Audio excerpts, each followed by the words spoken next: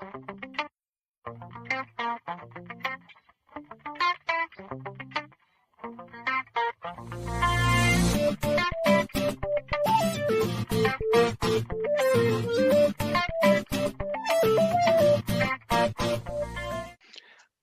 afternoon. Welcome to the Healthy Indoors Show. I'm your host, Bob Krell, founder and publisher of Healthy Indoors magazine. Thanks for joining us today. We've been on a little bit of a hiatus due to the IAQ and Energy conference that we co-hosted with the Maine Indoor Air Quality Council back several weeks ago, and the election fever and all these great things. So this is actually the final show of our season 4. We'll be taking a break after this episode and through the holidays, and we'll be back again in January with season 5. But we're going out with a great show. So without further ado, I would like to introduce our guest for today. It's Dr. Delphine Farmer. She's an associate professor at the University of Colorado Boulder. Colorado State University. Colorado State University. Why did I say? You gave me my absolute rival. I just did, didn't I? Yeah, Why did that come out of my head? I have it right in the graphic for what it's worth. Why did I say Boulder? Anyway, thanks for jumping in and correcting the fact that I'm an idiot. See, it actually says it. Associate Professor, Colorado State University. Okay.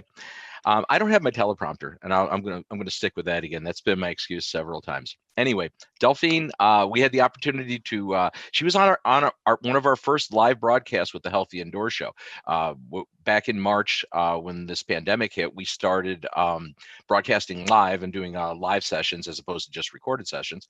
So she was on that first marathon that we did, like the 4-hour show. And also we had the opportunity to work together several weeks back at the IAQ and Energy conference. So this is great.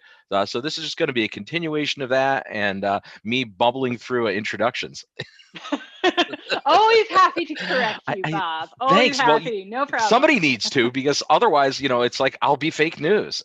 Yeah. I'm going to go all over everything today. So anyway, Delphine, for those of you who don't know, she has been a researcher for many years, but she's been involved with a lot of great things. But more recently, 2 years ago, the Homechem Project it was at the University of Texas in Austin. Yes. And I had the opportunity to visit down there. That's when we first met. So tell us about what Homechem was and why we should be concerned about it. Absolutely. So Homechem, well, the name says it all, but we have an acronym. It's House Observations of Microbial and Environmental Chemistry. So what we wanted to do was actually understand what the chemistry that's happening inside an everyday home, and what happens when you do everyday activities. And it's kind of mind-blowing to me how little we understand about somewhere that we spend so much of our time in, especially now with COVID. We're all spending vast amounts of time at home. But even before that, we know we spend 90% of our time indoors. And yet, most of the research that we do in terms of understanding air quality, air pollution, and just how that impacts human health is spent on outdoor air. And that's really important.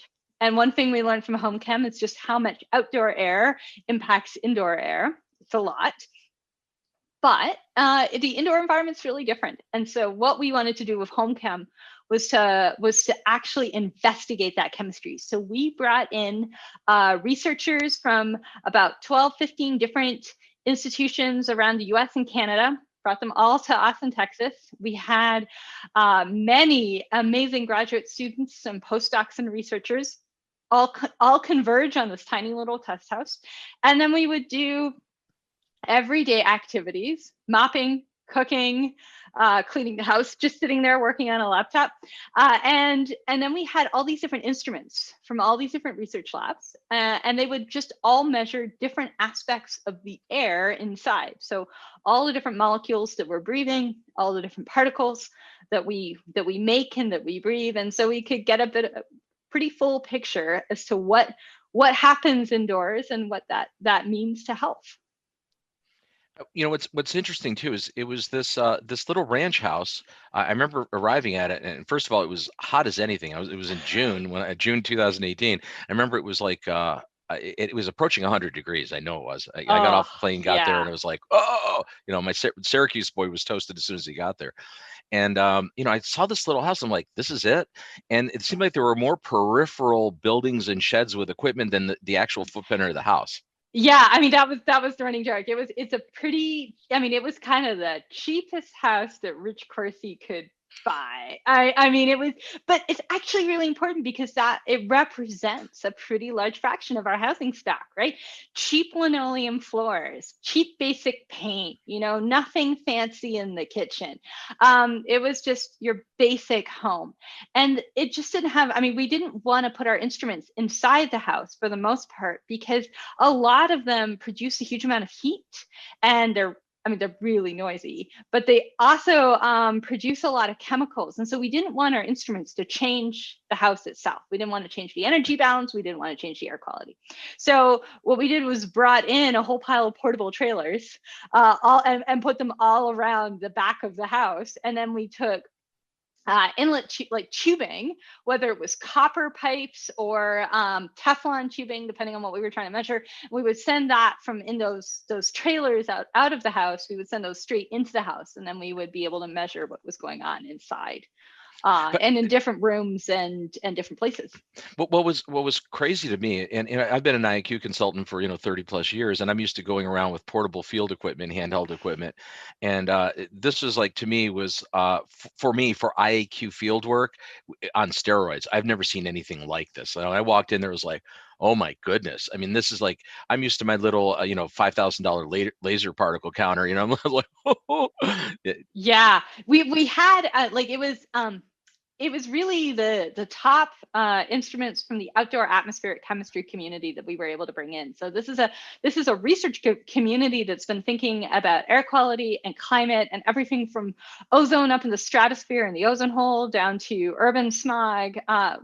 And these instruments that we've been developing for the outdoor air community over decades have been, are just absolutely top of the line research grade equipment from chemistry labs all around the country. And so being able to bring them all and actually take them to the indoor environment where we're about 2 orders of magnitude more expensive equipment than is normally brought into the indoor air, and that's a point to make here. This is a unique study in that you actually took it to a level that's not normally done for IAQ research. Exactly. And it's not to say that every IAQ study should suddenly have these $500,000 mass spectrometers, but what it allows us to do is actually understand what we're seeing, and that can tell us a lot more information about sort of the fundamental processes inside a house. And then we can use that to think about, well, what does the $500, the $5,000 sensor, what does that mean, and what does that tell us? So it was a really fun experiment. I mean, it was really, no research study, no scientist had done this before, anything even like it. So that was really fun. You gleaned a lot of valuable information there. We're going to talk a little bit later about some of the comparisons to maybe consumer grade analytic equipment that may be on the market versus stuff that us as field professionals use, which is, you're going from the hundreds of dollars to the thousands of dollars to the approaching millions of dollars pieces of hardware, and the differences that the different pictures that those things might tell you, and maybe the replicatability right, with some of the lesser price stuff, but we'll get into that in a bit. But what just for the audience, what really prompted me, to try to get this show scheduled on this week is you did a test dinner. You simulated, as part of your research, a Thanksgiving dinner, which I think, ironically, we're coming up on Thanksgiving week. So, yes. and you had mentioned this back at the IAQ and Energy Conference last month, boy, that would be interesting. It's like, well, here we are. Aside from the fact that we're in the middle of a global pandemic, and I'm not trying to make light of that, and that really you probably shouldn't be having a big Thanksgiving dinner and exposing your grandma and everybody to COVID. I think that's really irresponsible, but that's for you to make your choice, I guess. But aside from the possible exposure to, this viral agent, There's other things that happen at Thanksgiving dinner that you should be aware of. Yeah. So there's a total silver lining to people paring down their Thanksgiving meal, and that's that you're not going to be doing as much damage to your indoor air quality. And so we'll take what we can in 2020, and I think that is at least one small silver lining. But Thanksgiving was a totally fascinating experiment as a scientist and a totally delicious experiment as an individual. But what we did was we made the full Thanksgiving for 15 people, large turkey, the whole 9 yards on all the different sides, and we used the oven, we used the stove top, it was quite an impressive array of food, all the pies, all the mashed potatoes, the sweet potatoes, the roasted Brussels sprouts, you name it, it was there. And that was amazing. As a chemist, we saw levels of compounds in the air that we had never seen before. And we've flown our instruments through wildfire plumes. And so, so there are more particles in the smoke when you pass through a massive wildfire plume. But once you start looking at the levels that we had in Thanksgiving in the indoor air, it was an incredible experiment. I mean, it was for hours, we would see really elevated levels of particles, which we know are dangerous to human health. But we would also see just this huge array of organic molecules. And those are, that intuitively, because that's what smells so good when you cook. That all that roasting food, those are that roasting process, that's all chemical reactions that you're doing right there. It's a whole pile of organic chemistry, and then it all goes into the air and you smell it. So there's just this huge amount of stuff that you're breathing in. I guess my question is that necessarily bad? And I'm a vegetarian, so I got to say, I like the smell of the roasting turkey, but I will not eat the roasting turkey. But so I'm totally guilty here. So I am the guy in the kitchen cooking Thanksgiving dinner, usually making somebody else carve the turkey, but making all the other side dishes, gazillion vegetables to make me happy. And you're making me concerned that maybe all these great odors I'm smelling have a negative effect. Yeah. So it's an interesting question. It's curious. We don't really know all, there's just so many different molecules out there. And so many different gases. We don't know whether a lot of them are bad for you. Those just haven't, there are a lot that haven't been studied. And my inclination is that the vast majority of them are not dangerous to your health. And one example is if you cut open a lemon for a squeeze of lemon on a dish, you smell that lemon scent. But what you are releasing is just this huge amount of a molecule called limonene. It's a monoterpene for any chemistry nerds out there, 10 carbons and 16 hydrogens all arranged. It's a beautiful molecule for a chemist, but it doesn't really do anything in terms of human health until it's at extraordinarily high levels and ones that you're not going to achieve in your kitchen for very long. So those sorts of VOCs, I'm never really going to be concerned about. They're there, you breathe them in, and that's fine. But there are other ones that I certainly do have concerns about. And I will say, I think some of them actually do come from roasting the turkey itself. So you have a lot of protein in that turkey, and that protein breaks down as you cook. And then we get this release of these organic nitrogen compounds. And some of them are these compounds we call isocyanates. And so we see some of those compounds. Does that mean that people should stop cooking turkeys? Not necessarily. It is a short-term burst for a few hours of being exposed to some pretty high levels of compounds. But we don't really, we don't know a lot about what a short-term exposure, even at those very high levels, is going to do.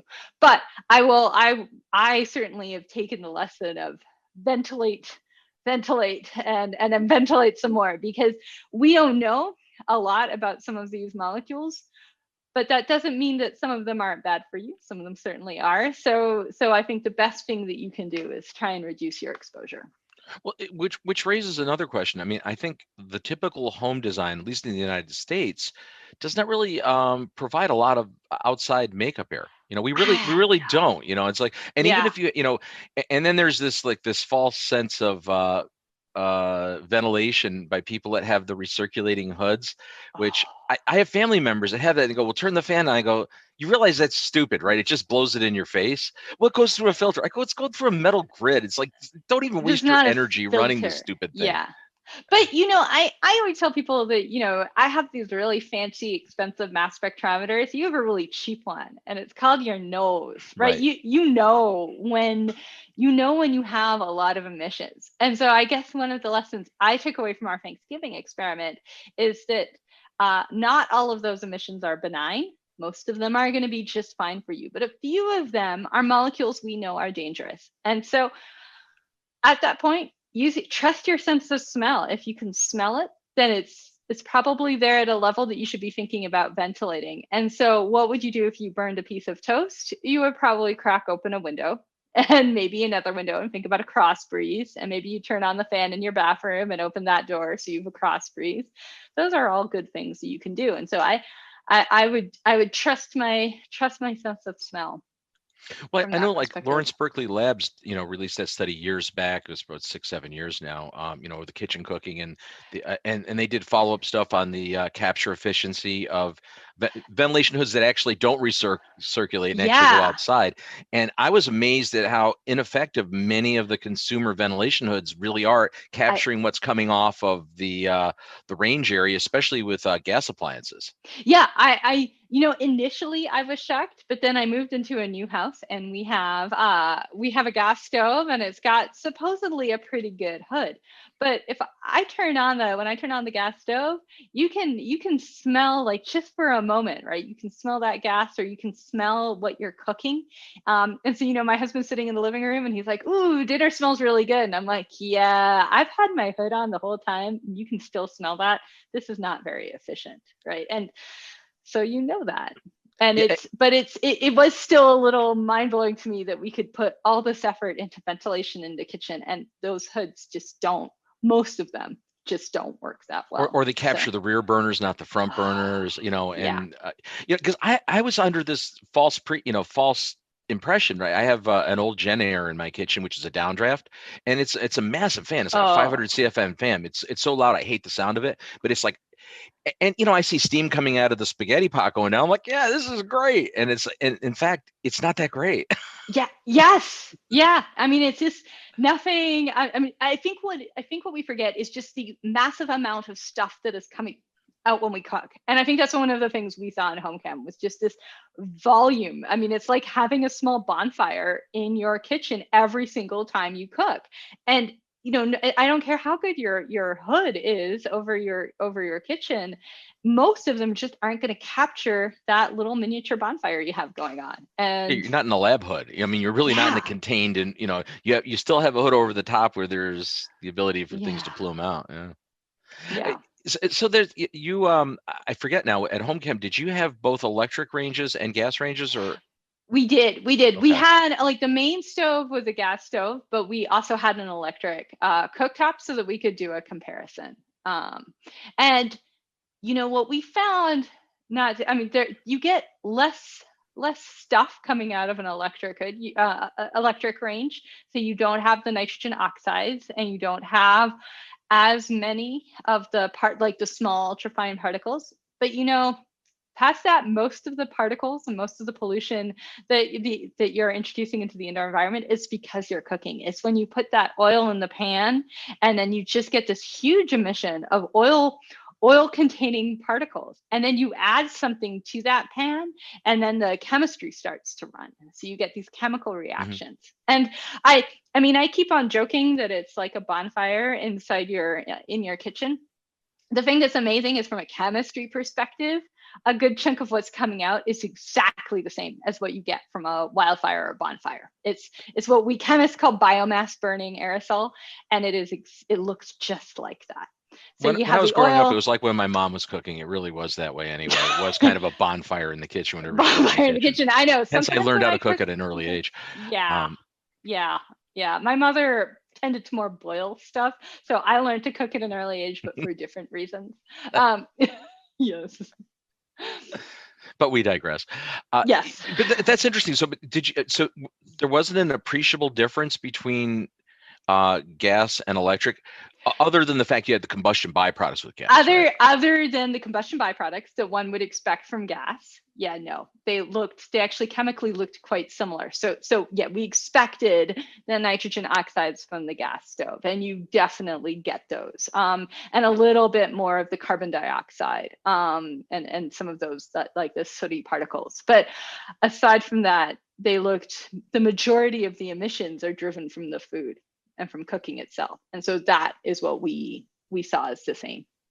So we've already cited that, for this Thanksgiving dinner, your cooking practices will have an effect on it. But also, and again, you shouldn't really have big gatherings, but when somebody comes with their Axe body spray and and the other things that are, and right, you cleaned the house before your guests came.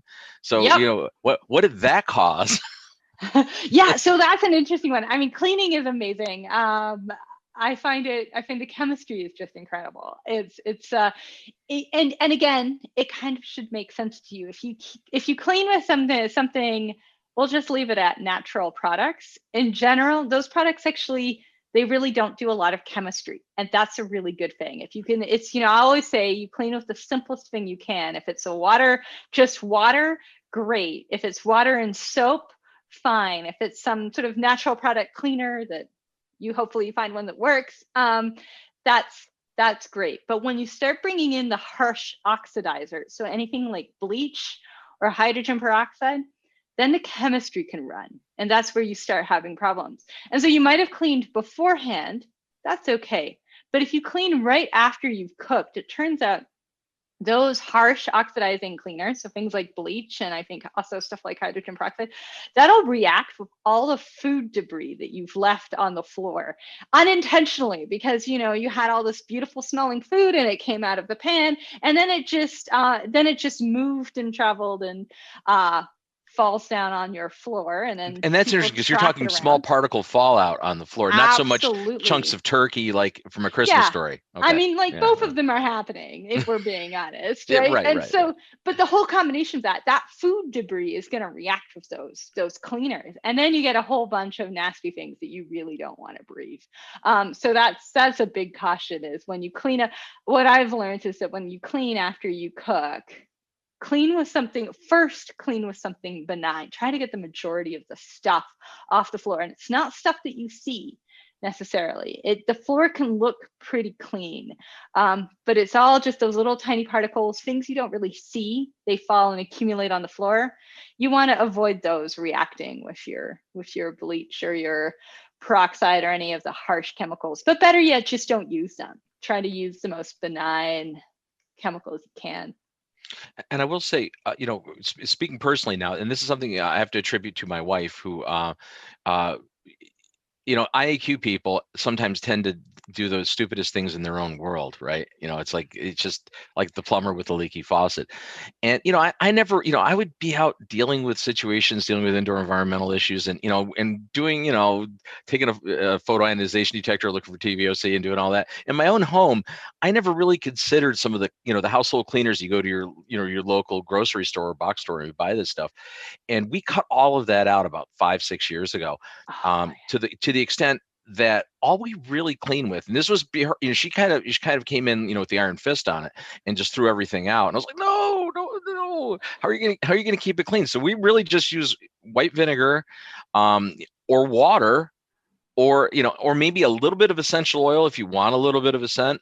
But honestly, we haven't died. And admittedly, I'm a vegetarian, so I'm not a lot of salmonella on my kitchen counter because we're not chopping up a bunch of chicken.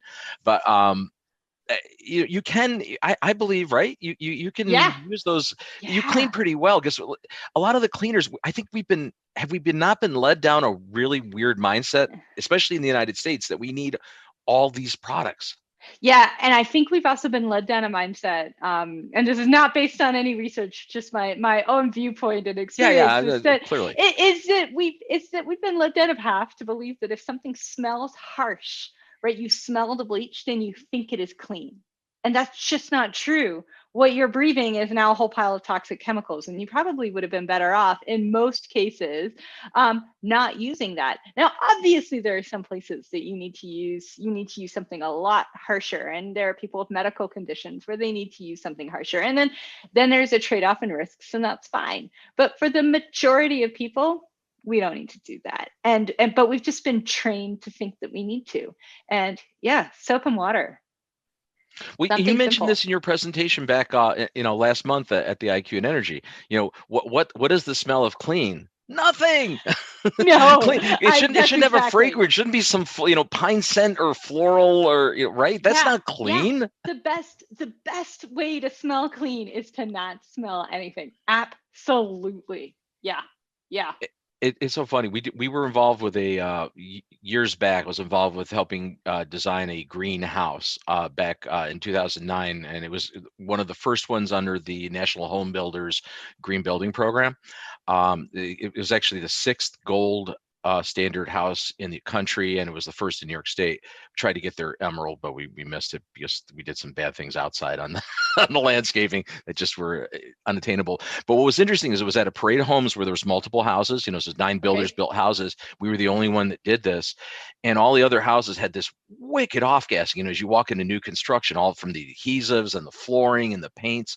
And we used like zero VOC paints, which I know are not really zero VOC. I know you're a chemist, so you can, but they're lower than they are lower VOC. They're and I'm lower. all over that. Yeah. And we used a lot of products where we were very conscious of what went in there as far as building materials and finishes and that sort of thing. Then we also had built-in ERV, HRV system. So there's a lot of ventilation and air turnover. And people marveled that they walked in the house going, we don't smell anything in here. It's like, yeah, exactly.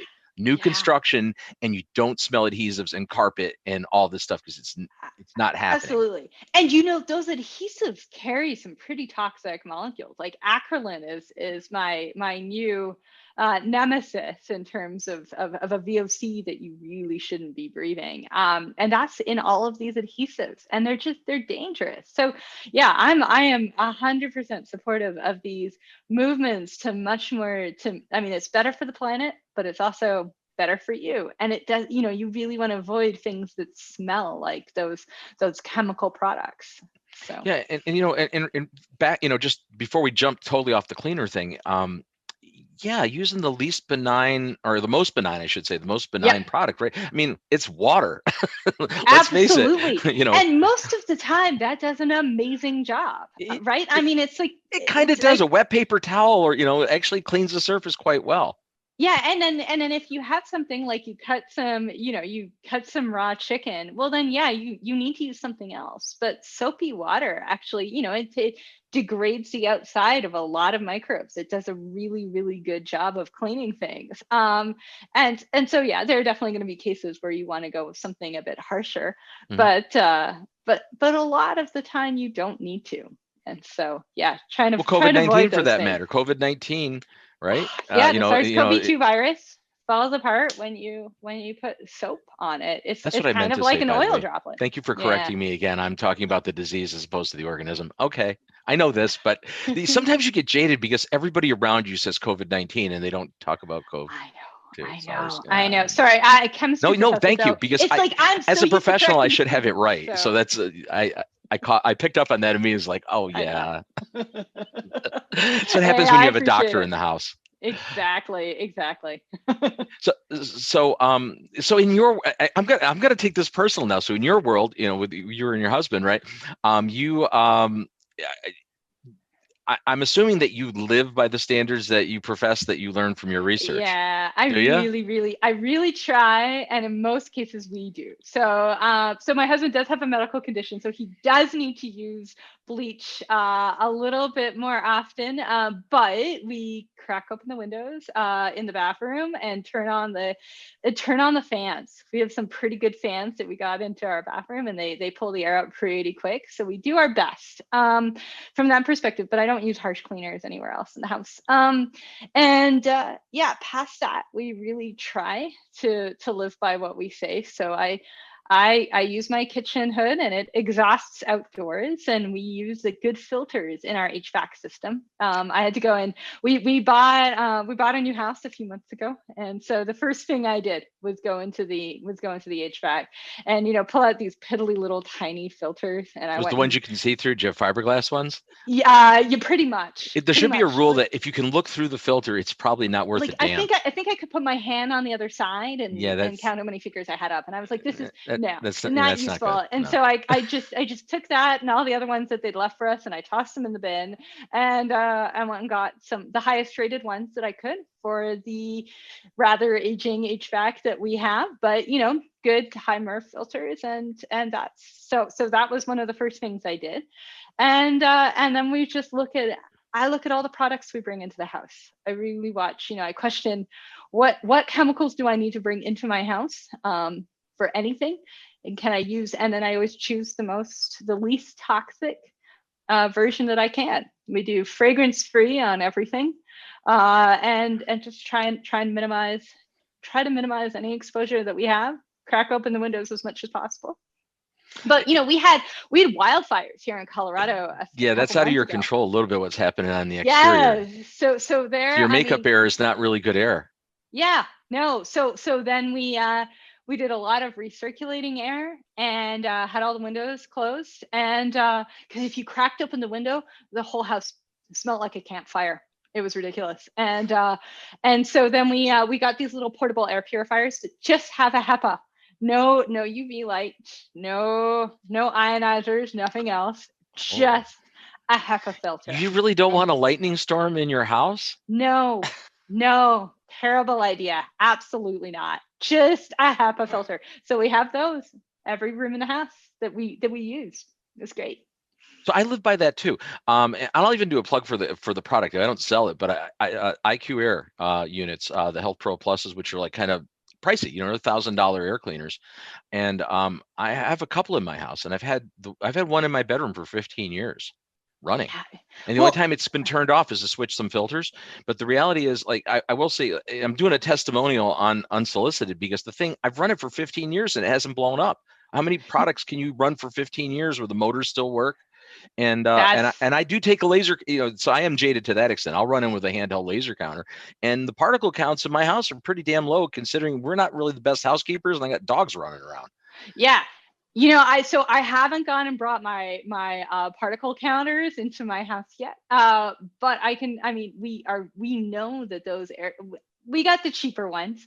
But still, HEPA still, if they're really HEPA, they're going to make a difference. True HEPAs.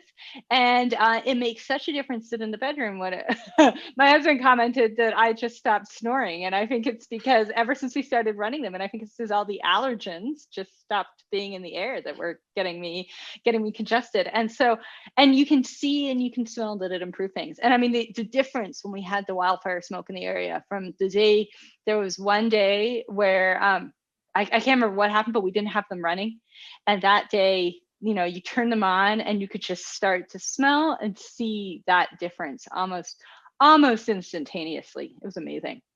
Yeah, I mean, I think that makes a lot of sense. And, there's most, and you mentioned something, you're like existing air handlers that are in, residential. And we've been talking residential today because that's really what the topic is, Thanksgiving dinner. And, yeah, I'm not trying to get into commercial discussions, but most residential equipment doesn't have they don't have the capacity with the mechanical systems to you can't put HEPA filters in. I mean, you can have HEPA bypass filters where they take a little air and, side chain it. But how effective is that really? I mean, it's effective to some extent, but it's not, I think you do better with portable units in the space than a side chain on the main. Absolutely.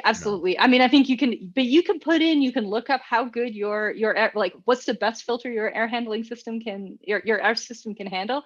That's what you choose. And then add with HEPA filters. And, I mean, in terms of the pandemic, that's one of the best things you can do to minimize transmission, right? Absolutely. We want to move as much air because the virus is going into these aerosol particles, same types of particles that we're cooking.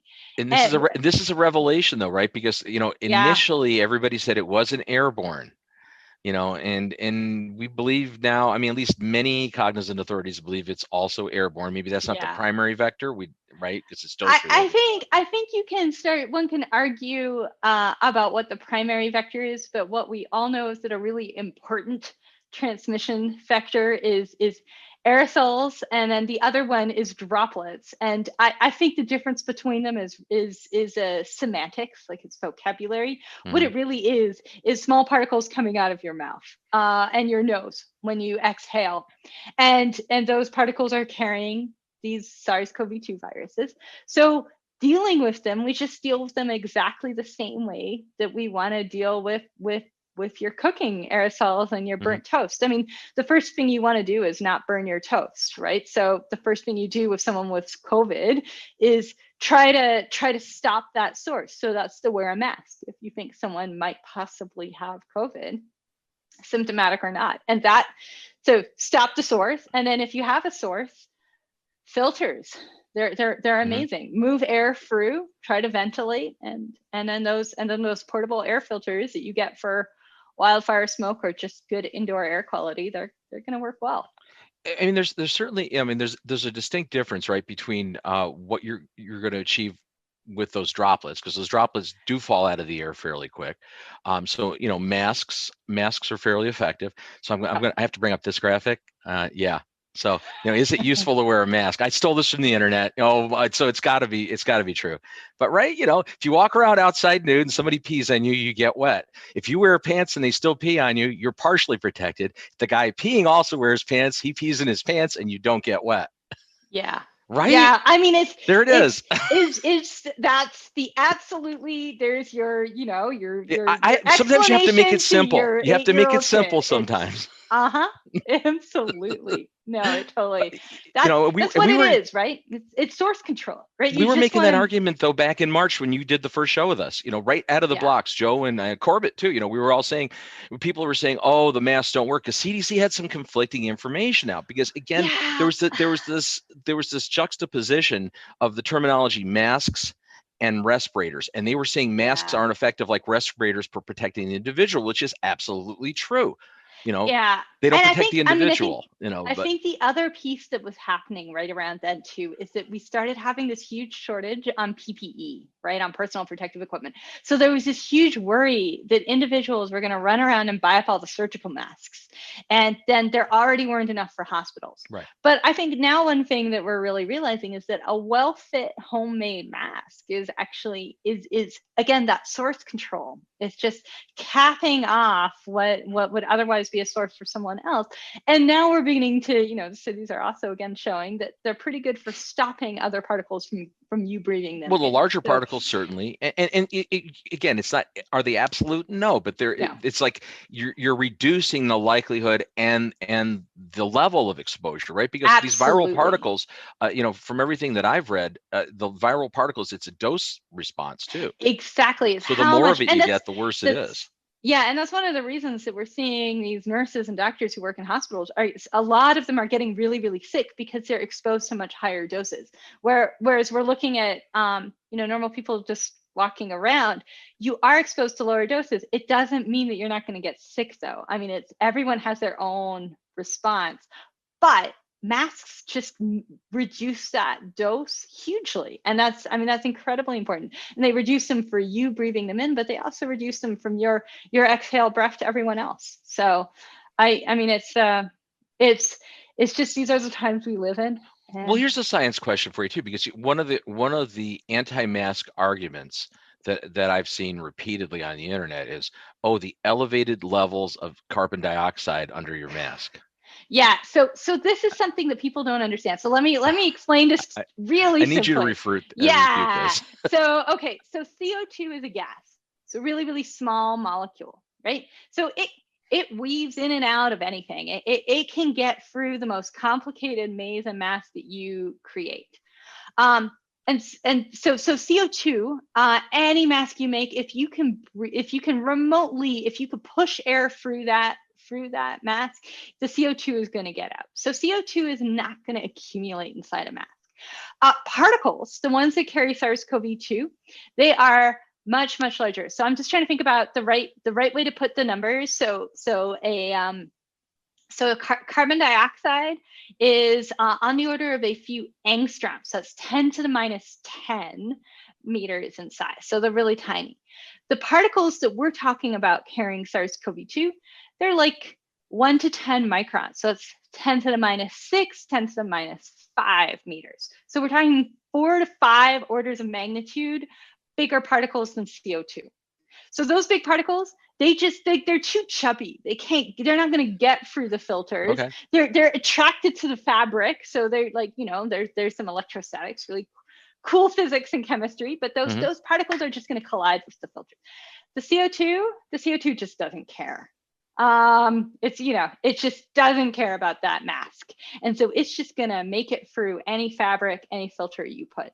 So CO2 is never going to build up to these supposedly dangerous levels inside a mask. It's going to be 20,000 parts per million in there. And the OSHA, concern level is 5,000. It's like, yes, but if you take a CO2 meter and stick it by your mouth, you get the same reading without the mask. It's like, it's coming out of your lungs. It's coming out of your lungs. Just it's fine. And yeah, I find it's really unfortunate that people have just come up with this idea and it's just not grounded in scientific fact. And so CO2 it's like the honey badger, right? Just doesn't care. Just gonna go in and out of a mask. It doesn't matter what you put. It was funny too. So I had a friend, who's not in science, making the comment that wearing her mask, she could smell odors with it. So how effective can it be? And I'm like,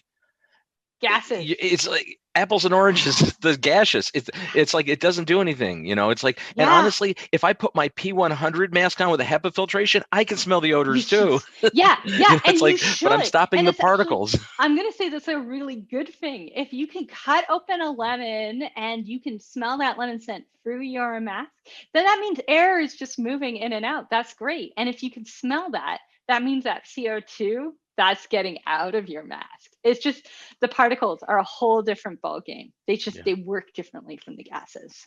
So. Which brings us to an area that we probably should at least cursorily cover, since you're a research scientist, is science denial. Doesn't it drive you crazy? Yeah. And I know you have to, you represent a university, so you only go so far. But I mean, it really drives me crazy too, because I view myself as a scientist, as a field scientist that does diagnostics work.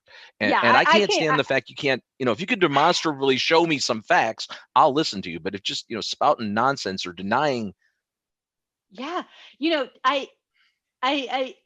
What bothers me the most is just because you don't like it doesn't mean it's not true, right? I know I don't want there to be a pandemic either. I would like to be able to go and see my friends and fly and go spend Thanksgiving with my family. I would love to. But just because I don't want there to be a pandemic doesn't mean that there isn't a pandemic. And I think that's just been, I think what's been the most frustrating is that we've spent a lot of time trying to figure out the science behind things like the COVID pandemic, behind climate change. There's a lot of science and a lot of information out there. And trust me, I am not paid very much money for the work that I do. I can make a lot more money doing something differently. No one's making money on science. But we've learned just so much about this, and people just don't want to believe it. But it's worse than not wanting to believe the science. They actively, I think there's now this movement to actively be anti-science. And that disturbs me, because where's the line on that? If you, if you start being anti-science, then what are we going to talk about in terms of medical treatments? That's all science. And then if you don't want to believe in masks, then are you going to not believe in chemotherapy or vaccines? Well, Neil deGrasse Tyson hit that really well. Just because you don't believe in science doesn't mean it doesn't happen. It doesn't go away. It's like you don't believe in gravity, but when you step off that cliff, you fall. You're still gonna fall. I know. And there's just these these reality is gonna come and hit you, and that's just so, I mean, and the thing that's so unfortunate is that there's so much beautiful and wonderful things that happen because of science. You know, the colors change in the fall. That's chemical reactions occurring in a leaf. That's beautiful.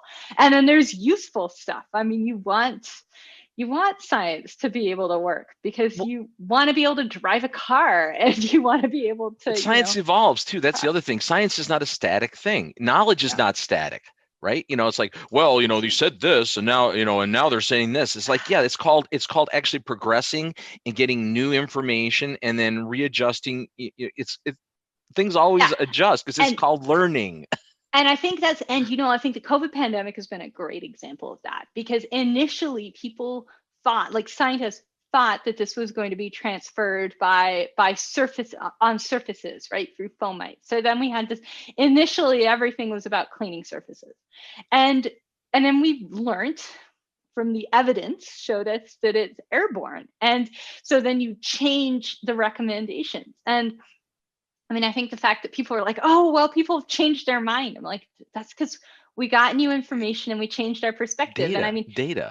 Everyone has that. And I mean, if we all had one viewpoint, I mean, goodness, at least if I didn't change my mind about things, then my diet would be stuck as a 5-year-old's and be pretty uninteresting. And those chicken fingers were mighty good, weren't they? I know, they were delicious. But and such things as avocados and mushrooms were terrible. So I think things change, but we have to move with the evidence. And that's, I mean, scientists are, I mean, that's the glorious part of being a scientist, is that you get new information and you change your perspective about it. And that's useful. But to hone in on something that you just mentioned on the COVID thing, you know, the original thought, right, were the fomites and that the high touch surfaces and all that. And what alarms me is still clients that I speak with, you know, on the consulting side in school districts are still really concerned about surface cleaning. And not saying it shouldn't be, but it's like, you understand that if you clean the desks with a strong sanitizer, and, you know, and little Johnny comes in with, you know, and starts spewing the virus particles out of his lungs over to Susie next to it, the cleanliness of the desktop isn't really the issue here. Yeah, no, that's exactly it. And we've been using the term hygiene theater a lot. Clearly, it's going in and spraying the whole building and doing all that stuff. It's like, and I'm in remediation, so I actually took exception to that right out of the blocks. And I hear all these companies making all this money. I go, that's nonsense. It's like going in and sanitizing buildings. As soon as you put the occupants are the transporter, they bring the virus in. You know, I had this interesting conversation with a company that had really developed after anthrax scares, and was contracted by the government to clean up various buildings after there had been anthrax exposure. And so they were like, well, we can just treat SARS-CoV-2 the same way. And I was like, no, because with anthrax, you know, someone sent a letter, and so there's one source at one time. Whereas with SARS-CoV-2, it's every single person who walks in is actively continuously breathing out this contaminated aerosol, right? And so you would have to permanently spray these rooms and buildings, and that's dangerous. And I mean, I just find that, I mean, in dentist's office, they're now spraying with hypochlorous acid, which is bleach, and that's a terrible idea, and it's not going to protect anybody. It's a terrible idea for the occupants. Yeah. It's really not at all. Well, I mean, maybe we could use like a car wash mindset where you come through and they spray you as you come through, but that only works for that one moment. No. Perhaps we could inject it. Perhaps we could inject it. Well, you know, that would really solve the problem. I feel like if we could, I've gone as far as I should go now. Yeah, I've crossed the line. I think we should. This isn't going anywhere that's going to help half our audience. But regardless, it's fascinating. The fact that, you know, just back to the whole science, to wrap up the science discussion, right, is that you guys did some really amazing stuff at Homechem, and there's a lot of information to be gleaned from that about our indoor environments, and we just scraped on it. I mean, in our little discussion here, you guys did so much more. So we do have to have future shows with you back on to discuss other aspects other than me just ranting politically. Um, Absolutely. We'll do a little bit more. But in the meantime, Thanksgiving next week, right. just Yeah. What give us some steps to make Thanksgiving better for indoor air quality. Let's, and you can throw SARS stuff in there too if you want. The raw food movement, boiling your turkey, these would all be great steps for your indoor air quality. But in all seriousness, I would ventilate. So crack open windows if you're cooking, always good. And think about cross breezes. Think about moving air out of your kitchen and preferably outside and bringing nice, clean, fresh air into the house. That's one. But I think other things you can think about are, how long are you cooking for? And if you can, instead of cooking over the course of 8 hours, you can do it over 4 hours. That's just less time to be exposed to particles and gases that are being emitted. That's one thing. You can really think about cleaning. And I would definitely, we have reasons. The chemistry shows that if you clean immediately after you cook, those two, the chemical products from the cleaners and then the emissions from your cooking, they react and they form little tiny particles. So I would say just relax after Thanksgiving. Don't jump up and try to clean your house. Wait a day and let the air clear out. That's something that I definitely have taken. It generally takes me a day to sober up to clean the house anyway, so it's like that's well, that's there easy. You go. I can follow I've given you an excuse. I've given you an excuse. I'm going to say Dr. Delphine Farmer recommended that we don't clean the kitchen, honey. No, I never said never. I didn't say never. Today. Yes. Oh my goodness.